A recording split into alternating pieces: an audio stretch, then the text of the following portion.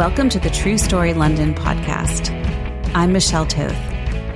In this podcast, we listen to a true personal story told live at one of our shows in London, followed by a conversation with the storyteller about their background, process, story themes, and more. Today's storyteller is Petra Gatek, telling us about how her cancer diagnosis precipitated a major shift in pursuing her true passion. Then we have a conversation about growing up under communism in Czechoslovakia and becoming an entrepreneur after the Velvet Revolution. But first, let's listen to her story recorded live at 21 Soho.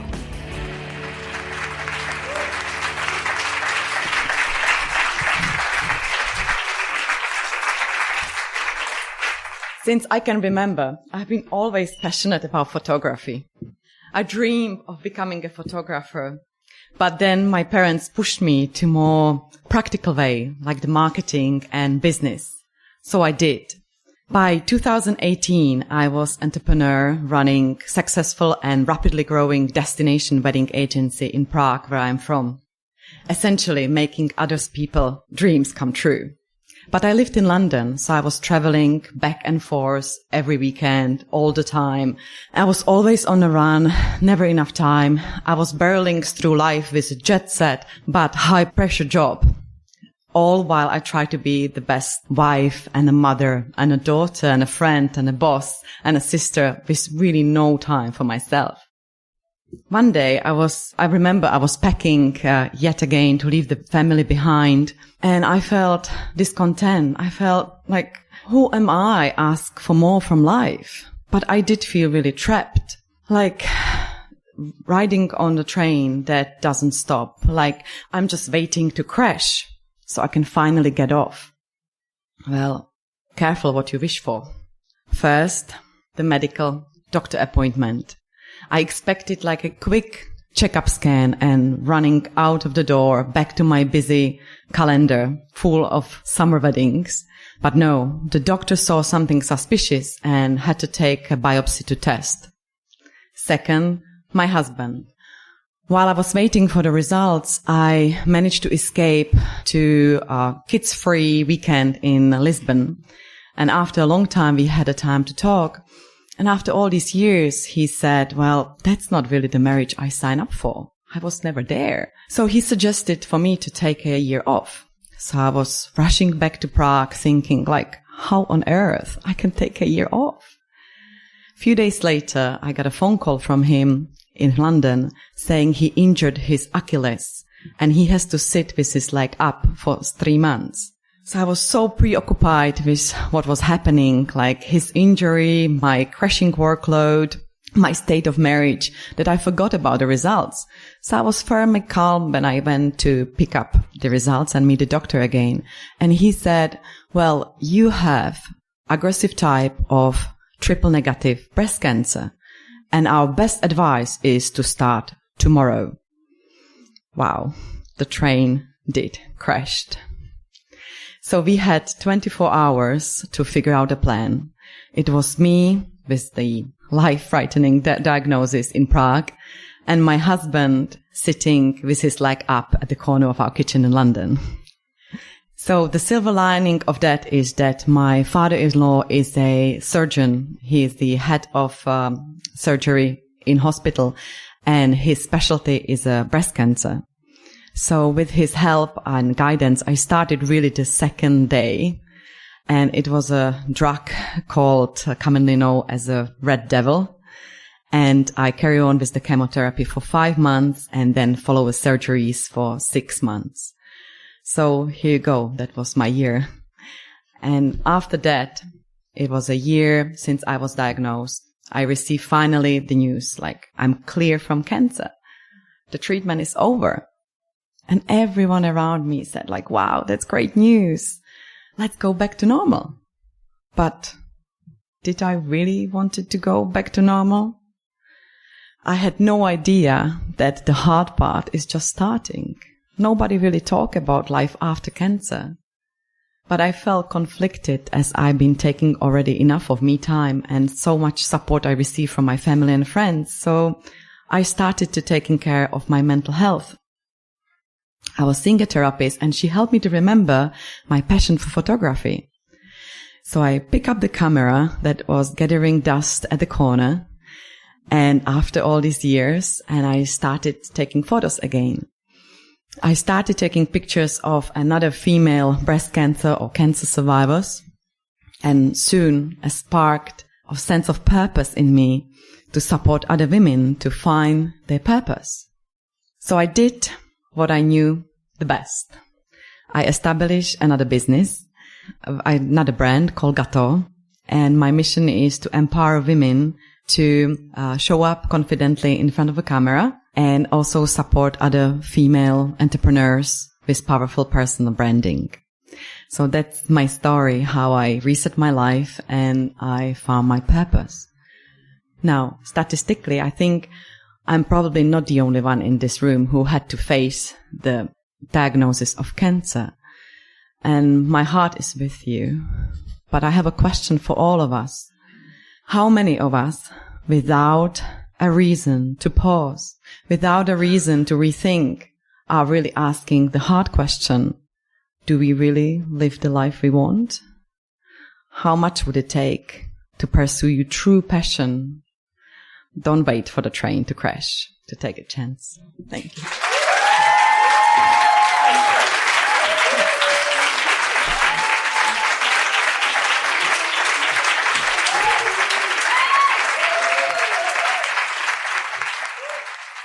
Petra, welcome to the podcast.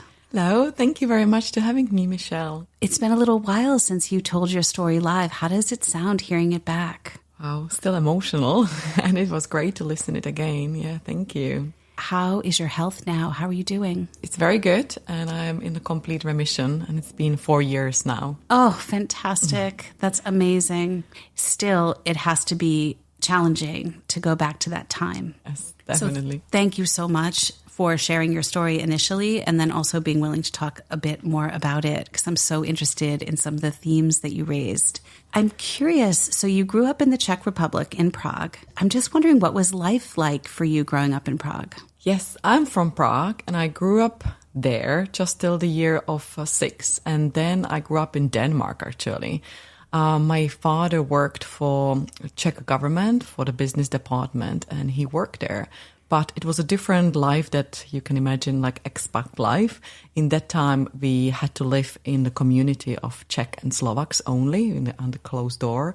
And we couldn't really experience the full capitalism world there because it was a communist time and everything was like a strict control. So, oh, how interesting. Yeah. So I had, as a child, I was receiving the letters. They were all open from my friends and the phone calls were listened. And so it was really a different time. Yeah.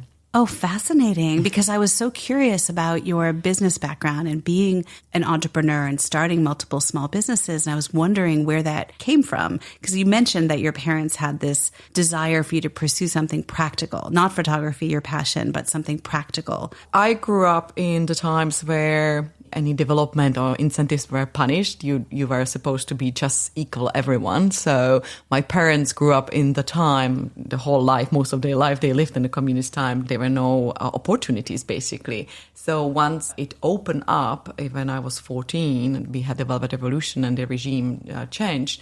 They were like, oh, wow, you just go for it. And first of all, you need to learn English because nobody speaks Czech, really. And the best way to do business or marketing, my father did sales, to do something with your life rather than just learn one craft, which was be the photography. I'm so curious, so you're 14 when the Velvet Revolution happens. Can you say a little bit more about what that was like as a teenager? I still remember how was the feel of scarcity. I think that was how we can describe it. And also I had first-hand experience the contrast between the Western world and the Eastern world because we were crossing the borders. We were living 3 months in Denmark and 1 month in Czech because I had to do exams. My mom had to teach me. I couldn't go to school because it would be a Western school. So it was just for 7 years I was homeschooled basically and just going back for the exams. It was such a contrast, and even as a child I could feel, what was different and how it didn't really work, how the society was treated. Like nobody was encouraged to do anything special because we were supposed to be all equal, right? So when I came to school dressed a little bit differently, because only what you could buy in Czech was gray, blue or green. I had a pink t-shirt. All of a sudden the teachers were looking at me, and there was like two camps of teacher. Once they liked me and the others, they totally dislike me and gave me really hard time, hard time. Yeah. Gray, green and blue. Yes, I think that's what I remember. Maybe there was brown as well. But I remember wearing this pink outfit and I was really standing out. Like people were turning heads on the street. Like, who am I? You're answering some of my questions before I've asked them, because later in your story, you talk about who am I to ask for more from life. And I really wanted to understand where that idea that you didn't deserve more from life would have ever come from. That's a very good question. And it's just how we were taught, like at school. Even, here when in England, what I know from my kids, how they are taught that, you understand the topic, you have an opinion and you can have your opinion. It's not wrong or right. But there was like, you don't have an opinion. You just learn the facts, go with it, and don't stand out of the crowd. So it was not good to stand out of the crowd. You were encouraged to be just like everybody else. All equal. All equal. The same. And what they were teaching us and telling us constantly over and over, that the communism is the best. We are living the best life. And I could see that was nothing in the shop. But we had to queue to get apples or bananas in the better case. Or like when they got a meat, then there was like 1 hour queue to get the meat eventually. And there was everything in the shops, of course, in Denmark, what I could see. So I was like, okay, well, it doesn't really work. We didn't have internet at the time, of course. We didn't have the news were regulated. So we couldn't tell how was the life outside of the Iron Curtain, really. Right. So you were starting to say what it was like when the Velvet Revolution happened. Yes. Yeah, I remember there was such excitement from parents and my sister, which was older, 5 years older, so she had a more sense of it. It was like, okay, wow, now we can travel. Like everybody were like, oh, wow, now we have all these opportunities. And were you back in the Czech Republic? Yes, we were already back for 1 year in the Czech Republic. And there was like big demonstrations and that, which I was not allowed to go. I was too young to go, but I think my sister went. And it was like slowly and quite fast. It was happening in the other Eastern European countries. And we realized like, okay, that's it. It's amazing. We could have new opportunities. So my father quickly became entrepreneur. I think that time whoever had a little bit of common sense and knew English, they could work in this new international companies and have own businesses and did very well. So Petra, you started your first business when you were living in Prague, when you were in the Czech Republic. Yeah, I started when I was, I think, like 27, 28. I think that was the desire for trying something different and also have the freedom to travel and be my own boss. And then how did you end up in England? Well, I grew up in Denmark and then I lived in different places, like in the States for a while. I lived in Australia for a year. I lived in Kuala Lumpur and I worked there in Malaysia for over a year. So I've been always like kind of traveling. And then I went back to Prague and I kind of thought, well, it would be nice to live maybe somewhere else, but let's see, I established my business. I was really busy with that. And then I met my husband. We had a long distance relationship just for a year. And then I decided to kind of move here. Yeah. So you met your husband. He's Czech, but he lived in England for 10 years. Right. So now you're moving and living with him here. Yes. And at the time, still running your destination wedding business in Prague. Right. And you've introduced us to this time in your life where you had so much going on. You're being pulled and stretched in so many different directions. And I think it's going to be familiar to a lot of people who take on a lot at this stage of life that you're describing. I'm wondering, what do you think it was for you that got you into the situation of being so overstretched?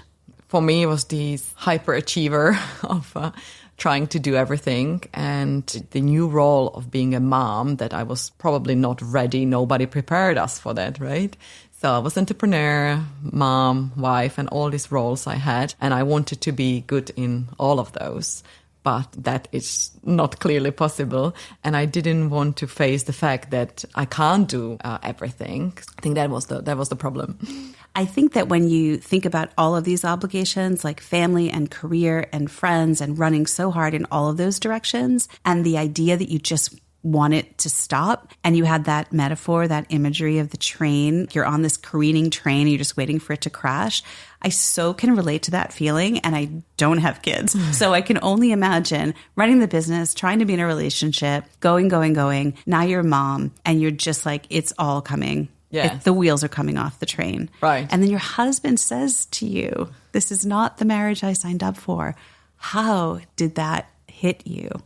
I kind of knew that was not the best situation, but I didn't want to face the fact that what shall I do? I need to handle it before the burnout will come really and something will happen. The train crashed.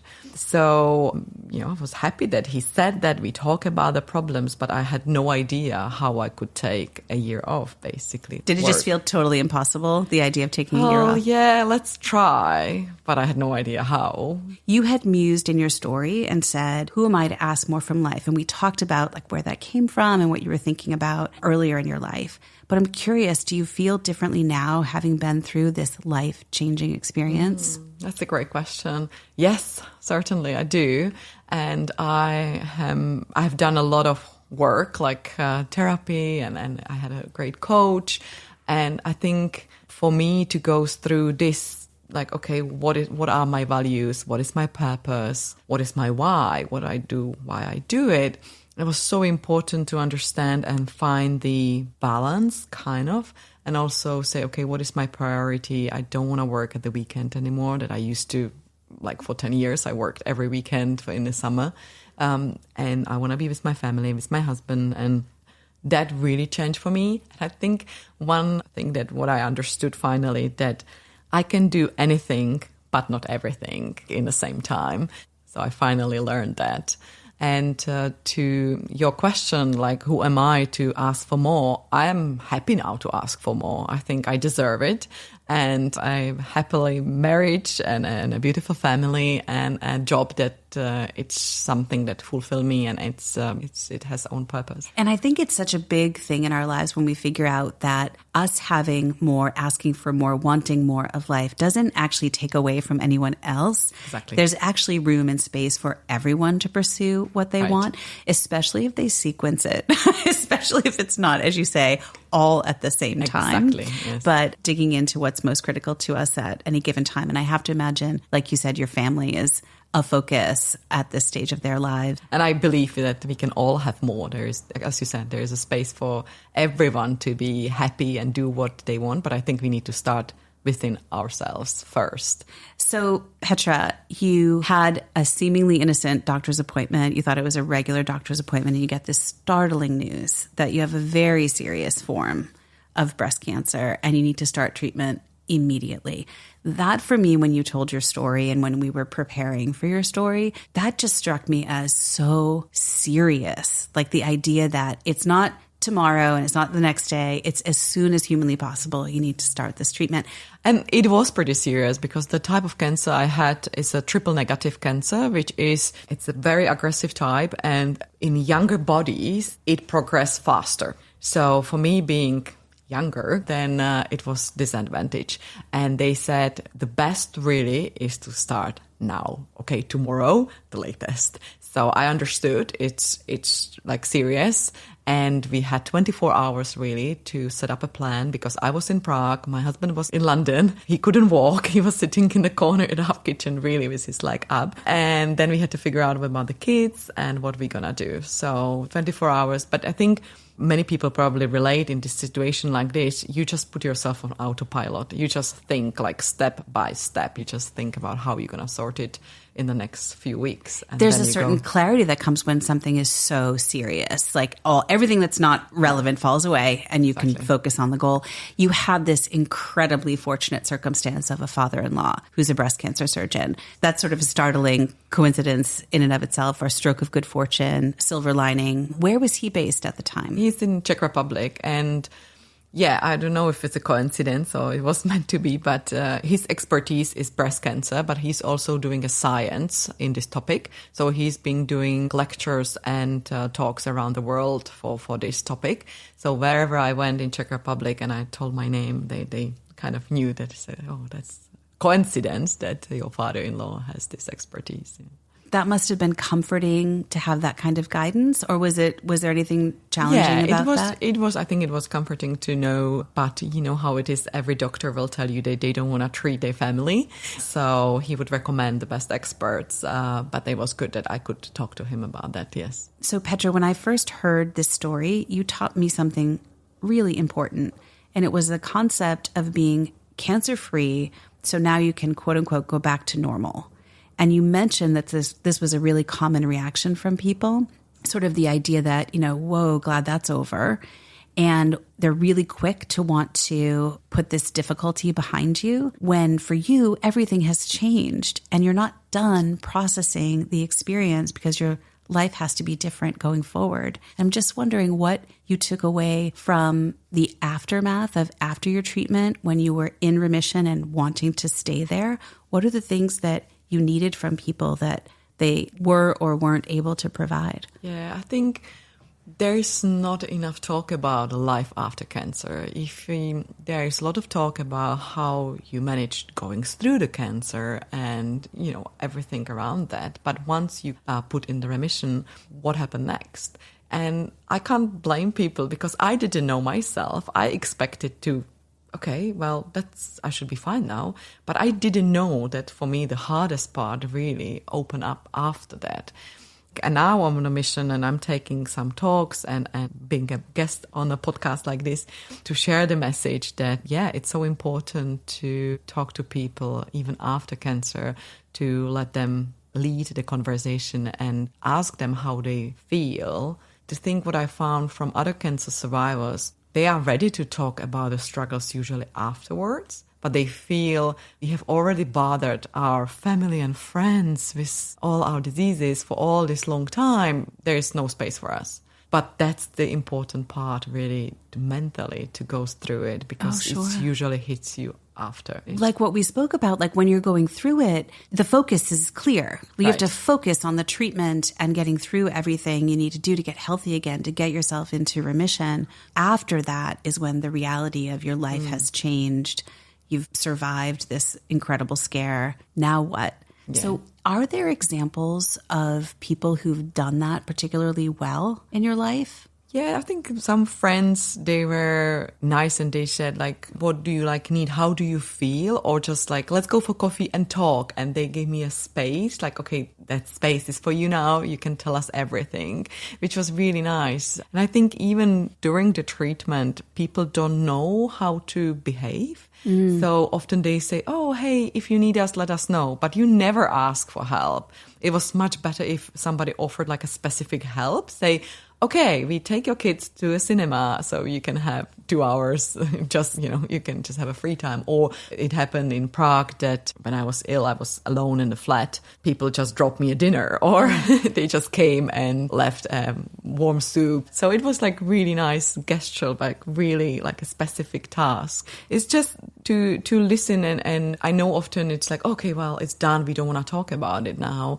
The struggle after cancer, it's real. It's the fear, the anxiety, the stress. It's to process it. It took me, still on a journey, but I think the year was really, really hard. So that's the really important thing, is to check in with how you are feeling and give you some space to talk about the emotions around being a survivor who wants to stay healthy, because that you're 4 years into your remission, which is beautiful. I have to imagine every moment of those 4 years has a certain version of stress. Yes, it was hard, and especially the first year. But I think, a lot of friends really, and I mean, family, of course, helped a lot, but a lot of friends as well were, they were supportive. And also what I want to say that what often people don't talk about, that it's so hard for your partner. And I didn't know till I kind of realized how hard was it for my husband, who was great supporter the whole time, I have to say.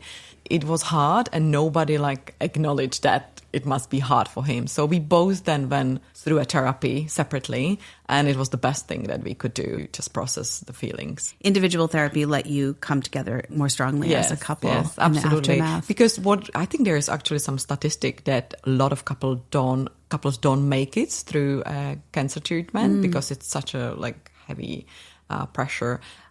You ended your story with a question. You said, how much would it take to pursue your true passion and to not wait for the train to crash? Do you think, I'm curious, the pandemic played this train crash role for some or even many people? Yes. And now what I do, I work with women who often decided in the pandemic that they don't want to be in a corporate role anymore. That's not what fulfills them anymore. They want to pursue their dream and being an entrepreneur. And they kind of started because of pandemic. They had a chance to reset and thought about their why.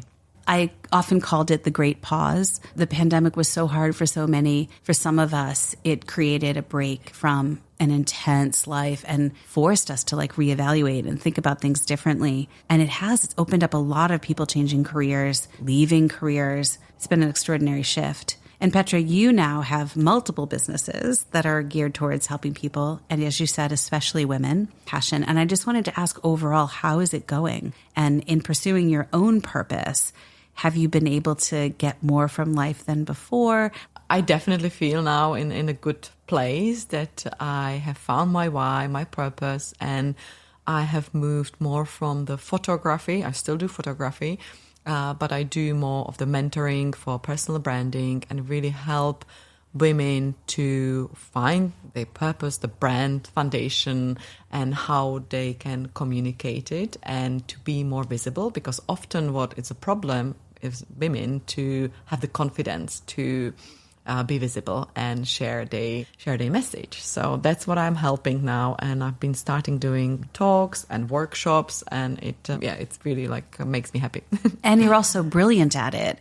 I've worked with you a bit, and it's so wonderful to have one-on-one time with you, and the way you support women, as you said, in front of the camera, or now you're doing more with the mentoring and helping people start their businesses or think about their personal brand.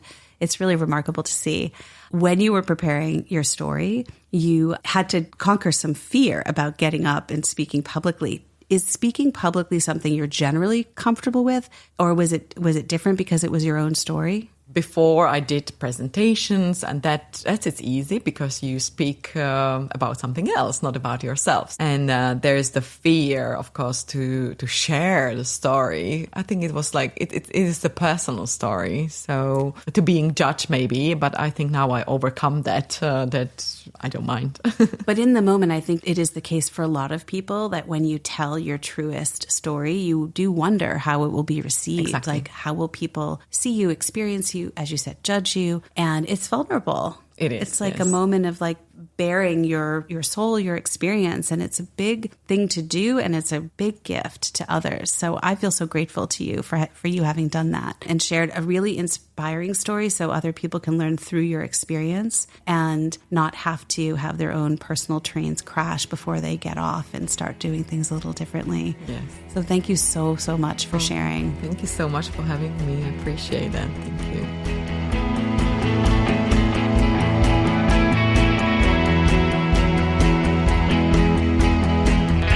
Thanks for listening. For more information about today's story and conversation, see the show notes at truestorylondon.com.